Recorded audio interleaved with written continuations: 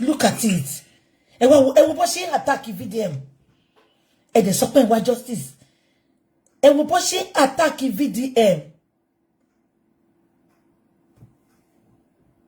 E wo bo se attack VDM. And they said they are looking for justice. No. As of me, she VDM o ni right láti clear Naira Marley ni. Gbogbo wa ti sọ pé Naira Marley mo npa e. Èmi ò bá yín sọ no. Ojoojúmọ́ ni mo sọ pé kẹ́ fún mi video. VDM yín ti bá yín sọ, ẹ ti lọ gbé video yẹn jáde. Ó dé padà wá sìn. Ó kẹ́ jẹ́ ká fi Naira Marley lẹ̀. Irú prime boy tó jẹ́ ìṣà ìmọ̀dí. Tó ti mọ́lé. Tí ó mọ̀ kankan. Ṣé gbogbo bó ṣe gbé àwọn bàbá Mohbad wá sórí social media yẹn, ṣé kò dá ni? Ẹ sọ fún mi. Ẹ jẹ́ ká máa gbọ́ lọ. Now, if you remember, let's go back a little. But now, hey, you go there heartbroken very soon. No? You see this comment when you comment, you'll be heartbroken. During that time of justice for Mohbad, because of how the whole thing happened, when Mohbad was announced in the car, they carried the body for leg. Everybody just started to Mohbad wife. Mohbad is dead. The next thing, they said they don't know what's in Bayern. So we were asking questions, especially myself. I said, those boys who carry Mohbad, where they carry him from? What happened for where they carry Mohbad? Where make them rush Mohbad, they go hospital? I said, plus his wife is there. And his wife was with him 48 hours before he died. Then I kept on hitting. And I said, they should bring Mohbad wife. Bóyá lè mọ̀ pé gbogbo nǹkan tí gbogbo yín ṣe yìí. Courage káwọn apààyàn máa pọ̀ sí ní Nàìjíríà ni o. Àdàbí àbí gbogbo yín o. Gbogbo ẹ̀yin tẹ́ ń come fún bọ̀bọ̀ yìí. Àdàbí àbí. Posterity will judge all of you. Bóyá lè mọ̀ pé gbogbo nǹkan tẹ́ ń ṣe fún bọ̀bọ̀ yìí. Encourage àwọn apààyàn. Kó máa pààyàn sí kó dé máa lọ scot free. Gbogbo wa la rí pa ṣàdà ló pa Mohbad pẹ̀lú ìrànlọ́wọ́ Iyabo Ojo. Gbogbo yín dẹ̀ attack ẹni tó ń wá àṣírí. Ẹjọ́ kí ni gẹ́ni ta ló rán yín ṣẹ́ èlò lọ fún yín. Ó mà lè ṣẹlẹ̀ sí family yín lọ́la. Ó mà lè ṣẹlẹ̀ sí ìyá yín lọ́la. Ṣé pé bó ṣe máa sọ pé kó má worry náà nìyẹn kó jẹ́ kó lọ. Tá bá ti lè panu pọ̀ bá wá justice sì ká support bọ̀bọ̀ yìí. Ṣé pé encourage àwọn apààyàn ni? Àní mo wá sọ pé ṣé kò ní dá fún gbogbo yín tẹ́ sọ pé lílàbọ̀ sí mi oko yẹn. Ní kúre. Ṣé lè tó bá wá sí mi sí ni? Ṣé lè tó jábọ̀ sí mi oko ni? Tẹ́ encourage kéèyàn máa pààyàn.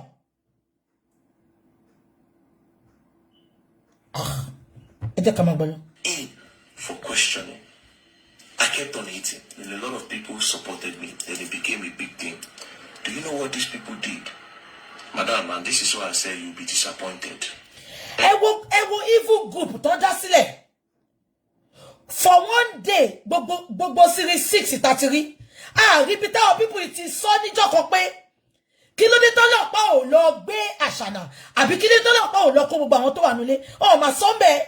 Gbogbo yín dẹ̀ sọ pé group yín ò ní anything kò mí ní kankan. Ìkàmà ní yín kẹ́. Bẹ̀rù Ọlọ́run ni. Ọlọ́run ti sọ lọ. Ó ní kẹ́ tó bẹ̀rù òun kẹ́ bẹ̀rù èèyàn. Àlẹ́ mi ní kí Peter Obi wọ kó jẹ́ president Nigeria ẹ kó tì mí lẹ́ni. Ṣé káwọn tó bá ṣiṣẹ́ ó máa corrupt ẹ ní enjoy ẹ kò ṣe pé. Because iron sharpeneth iron. You get irú ìjọba tó fit yín ló máa fún yín. Lè máa hùwà burúkú kẹ́dẹ́ fẹ́ ìjọba tó dá. Peter Obi ò bá wọ bẹ̀sẹ̀.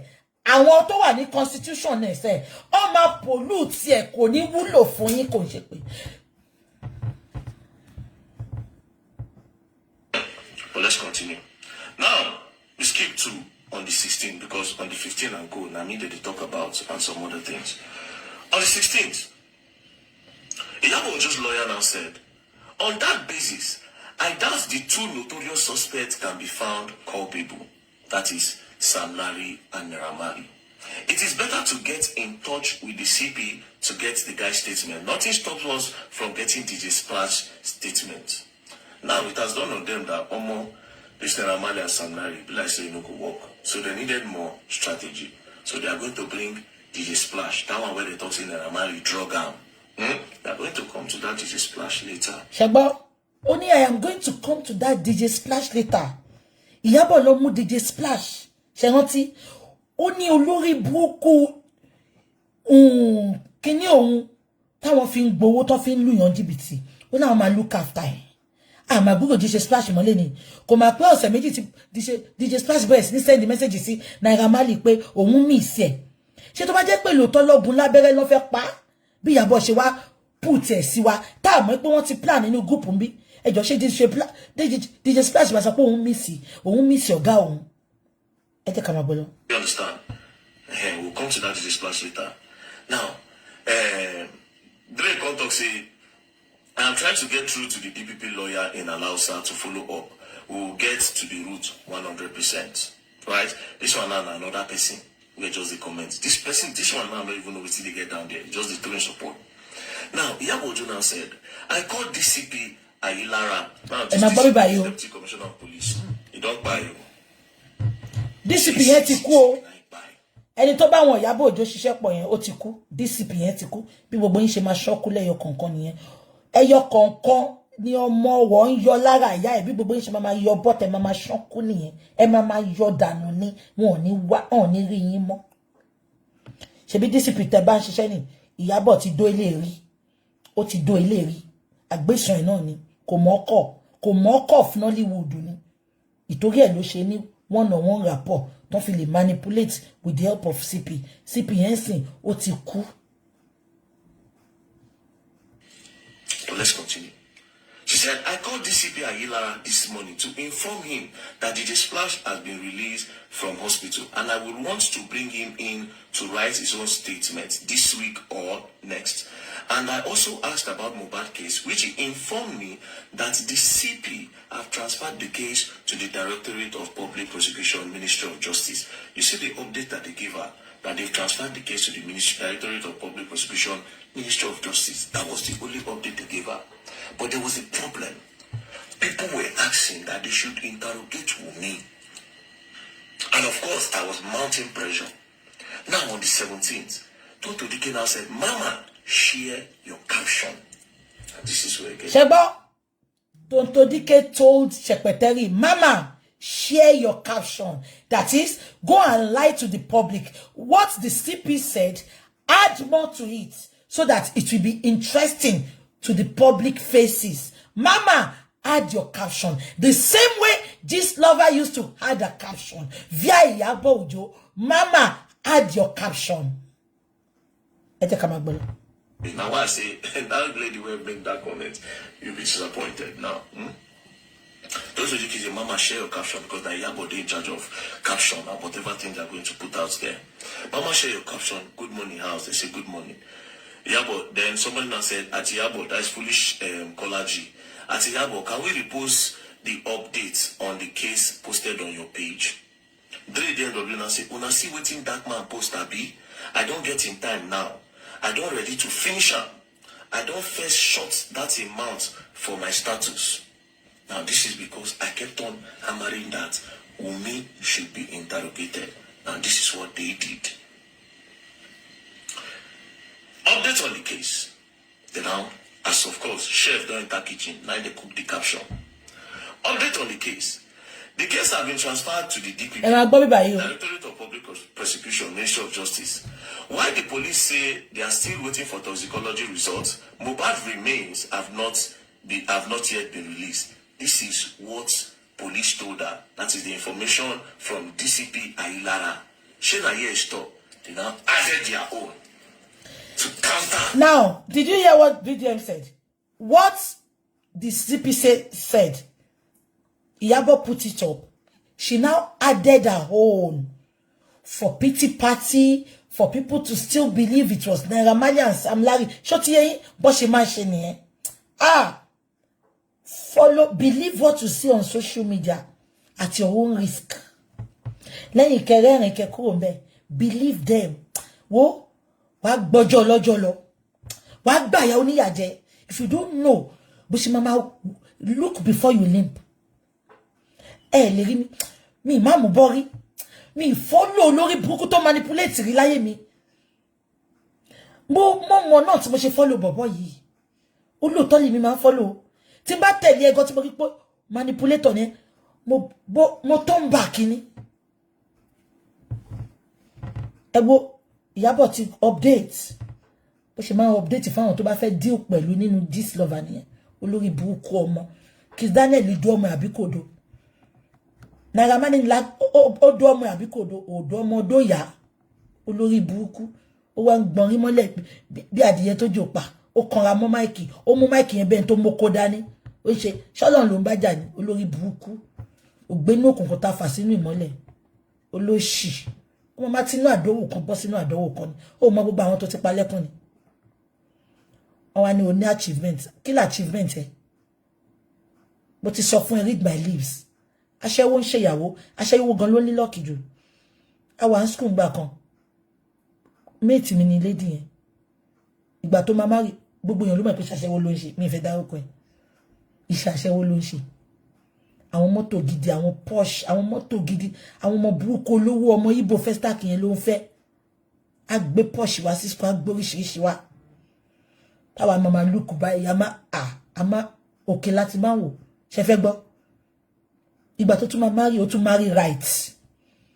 Allen Avenue ní nígbà àwọn ayé Adébẹ̀ndẹ̀ ní Allen Avenue ń gbà yẹn. Allen Avenue lọ́kọ ẹ̀. Ó ra odindile fún ló fi ṣe boutique ló fi ṣe fún. Bó ṣe ń ta aṣọ English ló ń ta native. Ṣé ìgbà tí social media di Ọlọ́run ọpẹ́lọpẹ́ social media benefit tí gbogbo wọn gbà. I swear with my living God.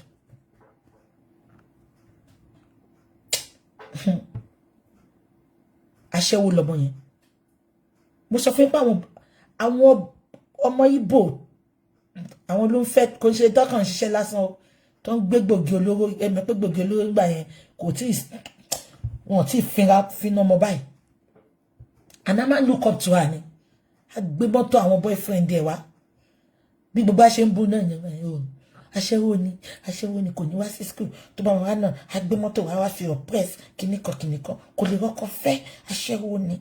Ṣé fẹ́ gbọ́? Òun ló kọ́kọ́ fẹ́ ọkọ ẹ̀ ń gẹ̀ ẹ̀ gbọ́ mi ni.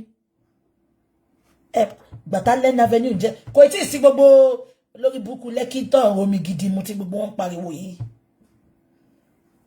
Mainland Allen Avenue odindile Igbo ló fẹ́. Igbo lọmọ tí mò ń sọ yìí Igbo ló fẹ́. Mi fẹ́ dárúkọ ẹ̀ ni. So Iyabo ṣe fẹ́ gbọ́ ṣe káwọn olórí burúkú tó ń sọ fún ẹ pé ó ní achievement ṣe fẹ́ gbọ́. Aṣẹ́wó ń lọ lé ọkọ.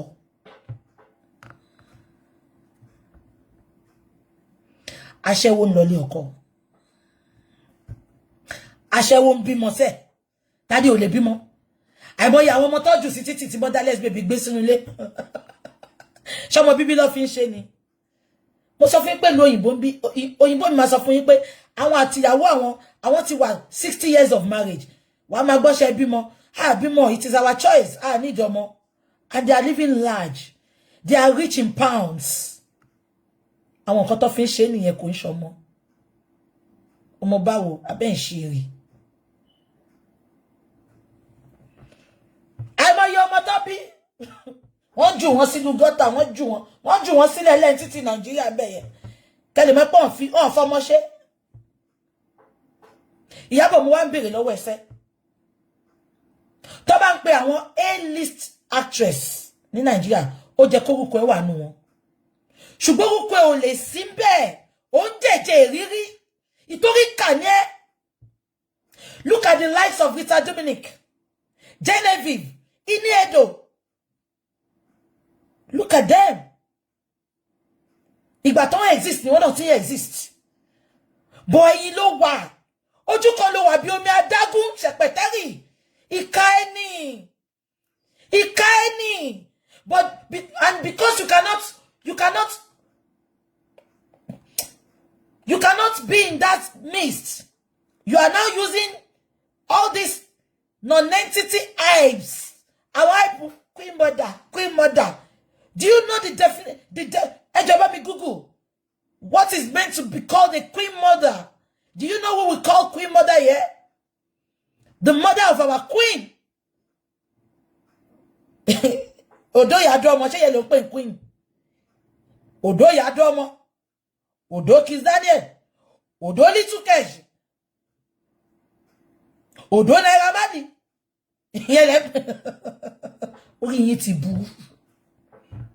Google it. Who is called a queen mother? She's very lazy. I'm anti-rakani. Eba mi so bó ṣe Iyabo Ojo ṣe try láti wà lókè pẹ̀lú àwọn colleagues ẹ̀.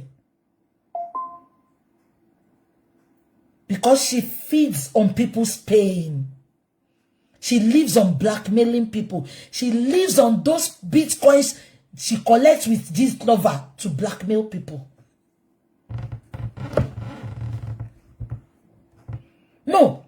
Hello for mofoko omo bimo. Kitula achievements oni eso fún mi. No, please. Please tell me you are not talking. Because all of you dogs that are following her, you are daft. Ronu pẹ̀lú ọpọlọ, ìwò di yin lẹ fi ronú. Ẹ má ya ọpọlọ yan fi ronú ni. Ẹ jẹ́ ká má gbọ́ lọ. My own, when I talk say they should interrogate me, they call Adam. Iyabo Ojo now dead. Also, Mohbad's wife had been interrogated 3 times. To the best of my knowledge. Not facts.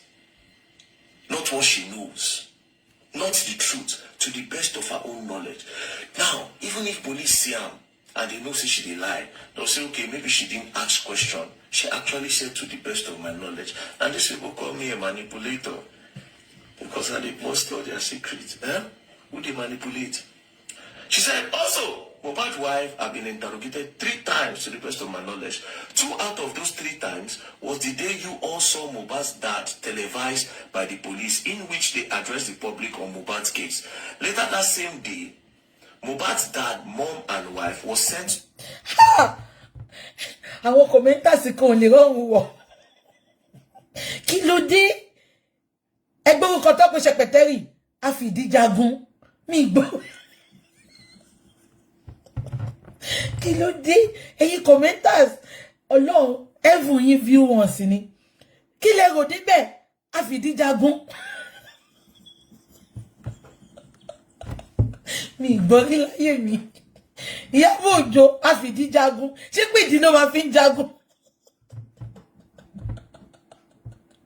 Ẹ jẹ́ ká máa gbọ́ lọ. Party for interrogation and to write their statement. Another day, Mohbad's wife was interrogated. Another day, Mohbad's wife was interrogated was on the 21st of September 2023. Reason why Tonto and Senator Ishako Abo met her absence. Ṣẹ́gbọ́,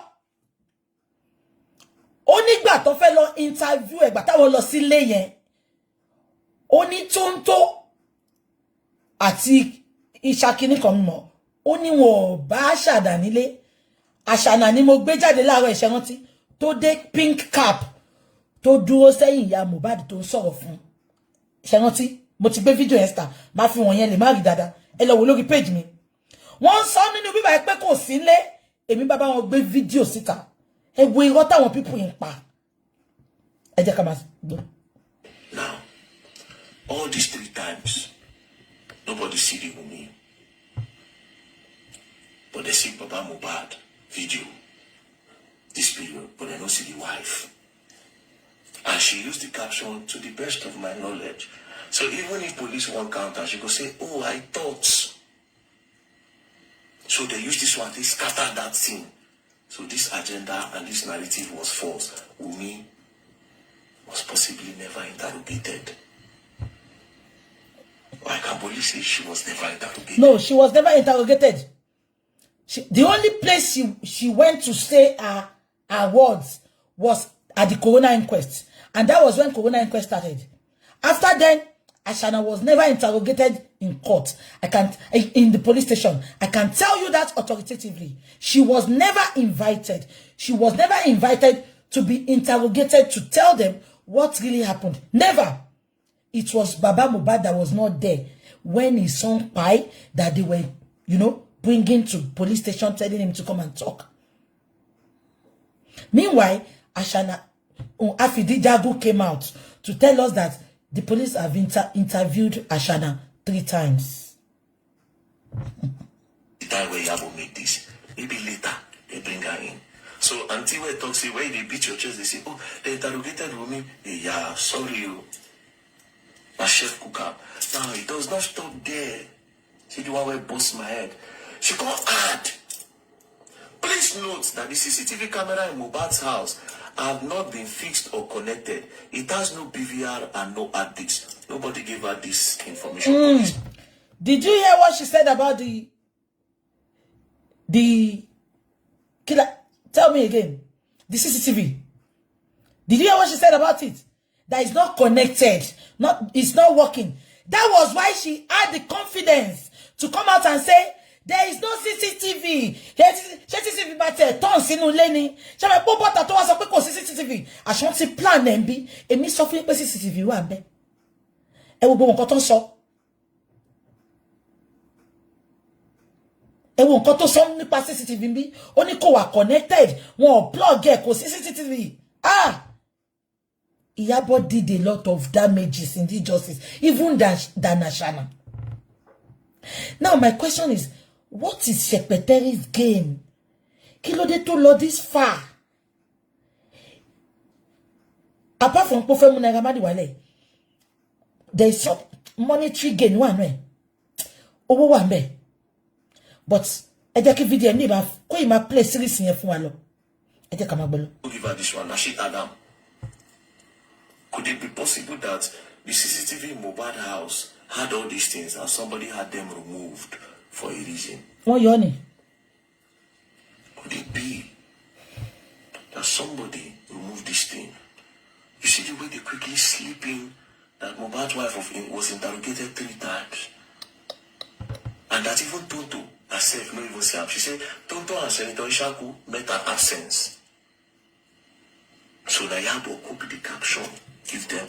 She also said, CCTV does not have discs, does not. So that if people want to talk about the CCTV, they'll say, oh, they've not installed it, which was also a big deal that time. People were asking, but she don't drop caption to counter that. Then she now ended it in a pity note.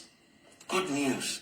GJ Splash has been discharged and is recovering very fast. Very soon, he will go and write his own statements and also be addressing the general public. God bless you all. Una good, so all those Nigerian women, our big aunties, our mommies, whom have been interrogated. If the police saw something, the police would have said, yes, she's innocent. Are you bigger than the police? She was never interrogated. Up till now, the police did not interview Ashana. So you can see, the updates the DCP gave her simple. That they've transferred case. Iyabo Adam. Guess what they did? All of them. They posted. See screen record now. And so they carry out. They posted it everywhere. All over the media.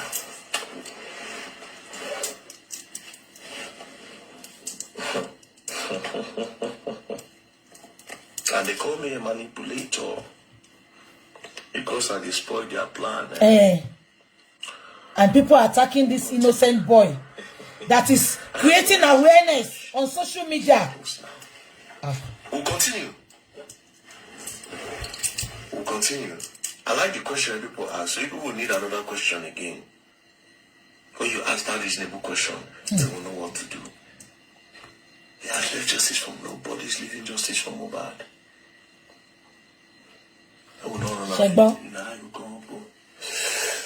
Shagbo. For now, we'll take it slow, Peace and love.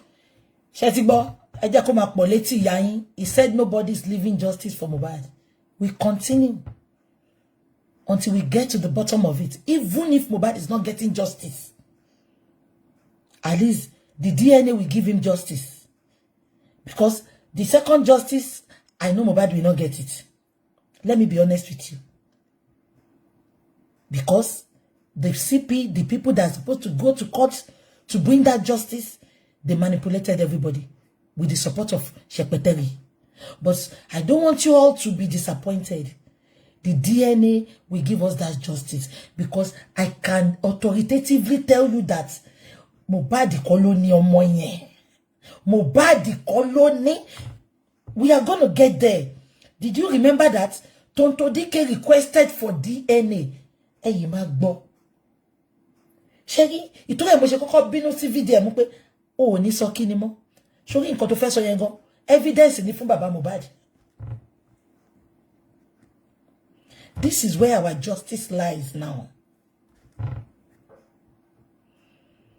Mohbad colony ọmọ yẹn. And Shepeteri knows about it. She knows everything. Ó ṣe jẹ́ pé àwọn tó máa ń sá fún DNA ní àfìdíjagun máa ń kó mọ́ra. Àwọn tó máa ń sá fún DNA, àwọn tó kì í fẹ́ ṣe DNA ní àfìdíjagun máa ń kó mọ́ra. Ẹ jẹ́ ká máa gbọ́ lọ. Now, mo fẹ́ kẹ́ wo nǹkan kan. Ẹ gbọ́.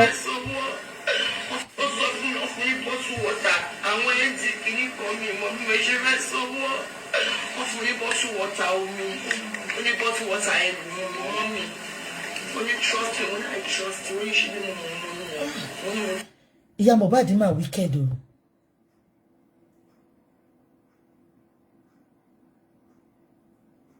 Ìyá Mohbad máa wicked o. Ẹ wo bó ṣe ń sọ̀rọ̀ bottle water. Wọ́n ní kí ló pa ọmọ, ó ń sọ̀rọ̀ bottle water based on nǹkan Tasha náà ń sọ fún látẹ̀yìn. Ẹ jẹ́ ká máa gbọ́ lọ. Ẹ wò Iyabo bó ṣe dìímú tó ṣojú bí ẹni tó ń ké. Àfìgbà tá kò bá àdábá tó jẹ́ ti Iyabo lórí pé kà ní ẹ́ olórí burúkú. Ta ló lọ kí ẹni tó mọ́ kú fún tó tún lo filter? Ta ló lọ kí ẹni tó mọ́ kú fún tó tún lo filter? Olóṣì tún lo filter. Filter ti báyé wọn jẹ́.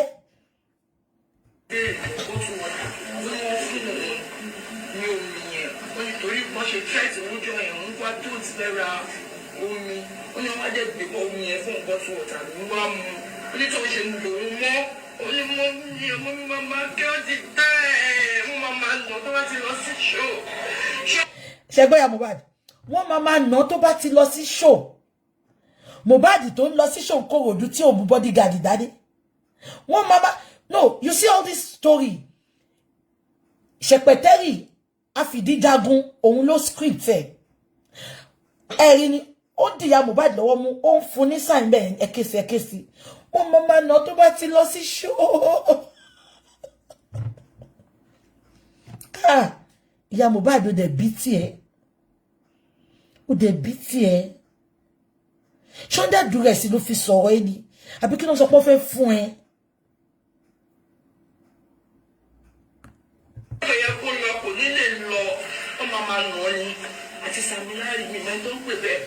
Do you know why she's saying this? Iyabo Ojo àti Tonto Dike sọ pé kó sọ just to justify those videos that they put on the internet. Do you understand? Can you connect the dots? Ìtọ́jú ló ṣe ń tẹnu mọ́ pé wọ́n máa nà tó bá rìn kiri. Ṣé get it? Because ó fẹ́ jẹ́ kí ọ̀rọ̀ yìí kó align mọ́ fọ́tò táwọn ti gbé síta yẹn, so that ní dáríjì Naira Marley. Ẹ wá sọ fún mi, ta ló máa gbọ́ gbogbo eléyìí couple with the video tí ò ní support Iyabo?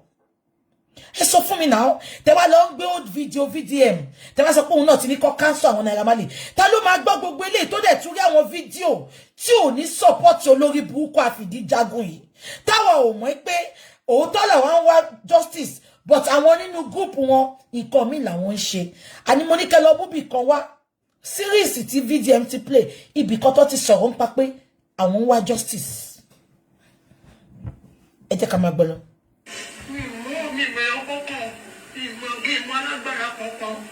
Ṣùgbọ́n mo ti rí báyìí, ẹ ti promise mi bá mi wá náírà jáde o, náírà jáde jọ, ó fọmọ mi ṣẹrú ni, títí tó bá mi wá. Okay, ẹ̀yin abiyamọ tẹ́ ń wò mí, ẹ ní ṣoore ṣe o.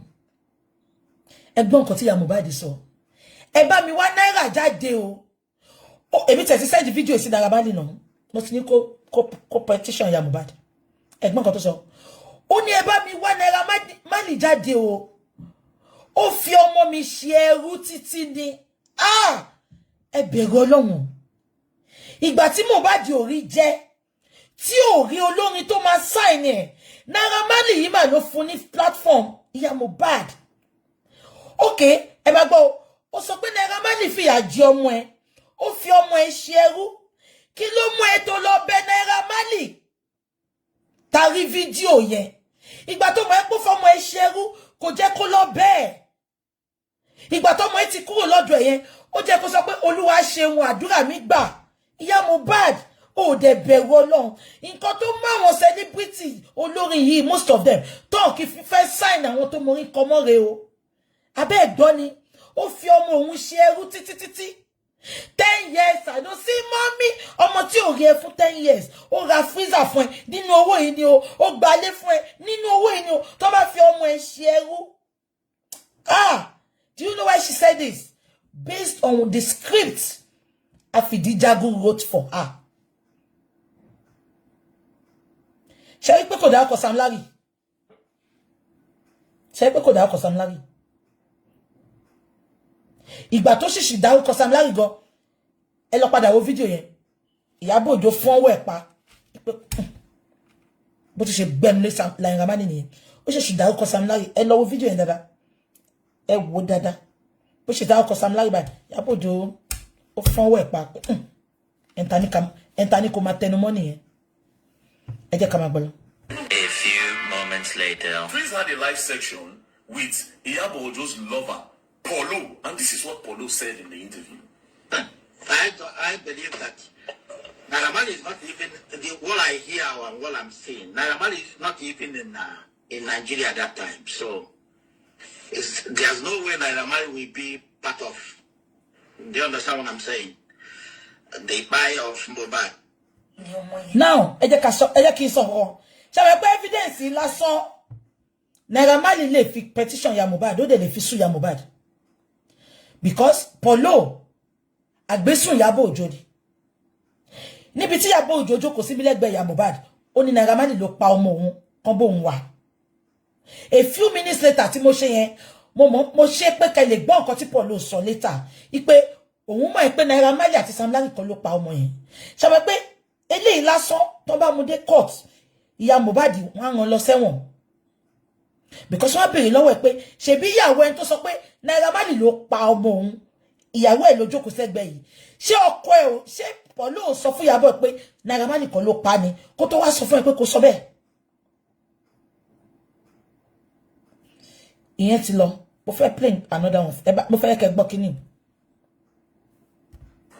Davido flew you to Lagos. Davido have contributed for your NGO and all those type of things. Well, this comment section will be open for a reason. Today, make I just address Una, right? You see that time I went to Lagos to go and meet Davido? Am I born? Now me pay my flight ticket too. That hotel where they say Davido lodged me for hotel. Now me pay for the hotel. But guess what? For entertainment purpose, and because of course, we'll just leave her like that. Now, what is the reason VDM is saying all this? One bougon lórí platform, ipe bí Davido ṣe help ẹ náà nìyẹn tó lọ bá Burna Boy ṣe bí Davido ṣe help ẹ. Ṣé lè mi mọ̀ láti bẹ̀rẹ̀ pé Davido help boy. Ẹ máa fi tin gbọ́n sìn. Boy ní Davido fóun ní 1,000 naira rí. Kí ló ń jẹ́ bẹ́ẹ̀? Ó ní dignity, ó ní integrity. Ó ti ṣètùtù owó. Ó ti yọ ojú kòkòrò owó kúrò nínú nǹkan tó fẹ́ ṣe láyé. Owó ò jẹ́ nǹkan kan fún. Mélòó nu olórí burúkú yín tó ń tẹ̀ láwọn favorite yín ẹ ti sell one out. Ṣùgbọ́n Naira Marley máa bọ́ta Davido ó máa bọ́ta social media òun àti Iyabo moment tó máa ń ṣe validation social media jù. Ṣé nígbà tí bàbá ẹ gbé charity account jáde mo sọ fáwọn tó súnmọ́ mi mo ní Davido fún bọ̀bọ̀ kò fowó sí charity yẹn ìgbà tó fún bọ̀bọ̀ ní 100 million gan níbi tí bọ̀bọ̀ yìí wò pé ṣé àwọn tó súnmọ́ ẹ̀gán náà fẹ́ jẹ́ kó ṣe rere o ìgbà tí Don Jazzy tọ́lọ̀ máa bá mi kẹ́ tó fún bọ̀bọ̀ ní 100 million bọ̀bọ̀ ìbú Don Jazzy gbà yẹn ó ti sọ̀rọ̀ sí but Don Jazzy owó bẹ̀ ó fún ní 100 million ṣe bẹ̀ pé Don Jazzy ò tètè kọrúkọ pé òun lòun fún bọ̀bọ̀ Davido ló kọ́kọ́ lọ pè ipe ṣé òun ló fún òun ní 100 million Davido lóhun kọ́ pé ṣùgbọ́n òun á fún ní nǹkankan dè ní Davido ò fowó síbẹ̀ yẹn ẹ máa fi ti ara yín gbọ́ lọ because ẹ sọ pé Naira Marley ti sanwó fún bọ̀bọ̀ yìí ó jẹ́ kẹ́ ti rí pé bọ̀bọ̀ yìí ò wá after owó yín bọ̀bọ̀ yìí ti ṣẹ́gun owó bọ̀bọ̀ yìí ò nídìí owó yín kò nídìí ìrànlọ́wọ́ yín mo gbójú mi sórí òkè wọn ni níbo ni ìrànlọ́wọ́ mi yóò wá ti wá ìrànlọ́wọ́ mi á tọwọ́ Olúwa wá ọba tó dá àwọn àtayé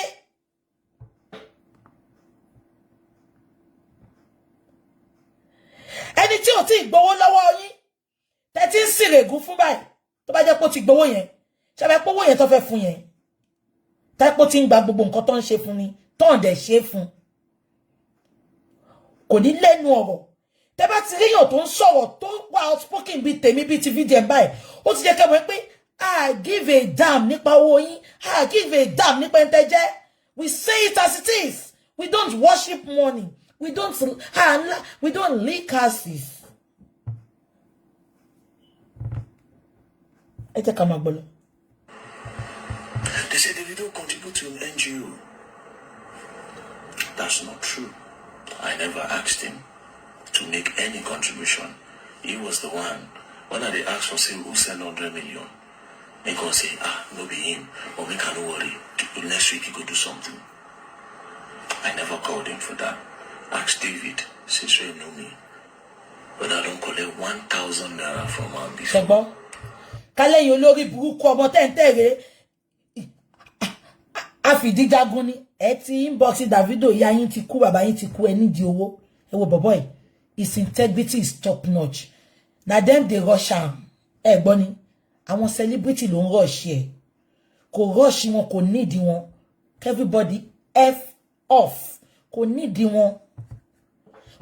wọn lọ́lọ́run ẹ rọmọ yìí ni ẹ wò bá tó sọ pé tí báǹkì já màmá ẹ̀ lólè tó lọ sí báǹkì ẹni tó bá ń já á ti kọ́lé fún ìyá ẹ̀ á ti ṣe gbogbo nǹkan ìyá ò ní máa ṣì kọ́mọ ní school but ó believe ni pé àtẹ́lé ọwọ́ ni kì í tán ni jẹ́ ẹ dẹ̀ ń pè bọ̀bọ̀ yìí lólè ẹ̀ náà ti sanwó fún ẹ bẹ̀rù Ọlọ́run ìjà gbogbo yìí ni bọ̀bọ̀ yìí ń jà ẹ wo bọ̀bọ̀ tó tẹja lánàá tó kú yẹn ta ló mọ̀ pé ó máa kú ẹ lè predict ẹni tó máa kú lọ́la ẹ pawọ́pọ̀ kẹ́ support bọ̀bọ̀ yìí mo kórìíra ṣebí mo kórìíra ìkà mo kórìíra ẹni tó máa rò tó ń lẹ̀ tí ò ní lè sọ ìtorí ìjẹkújẹ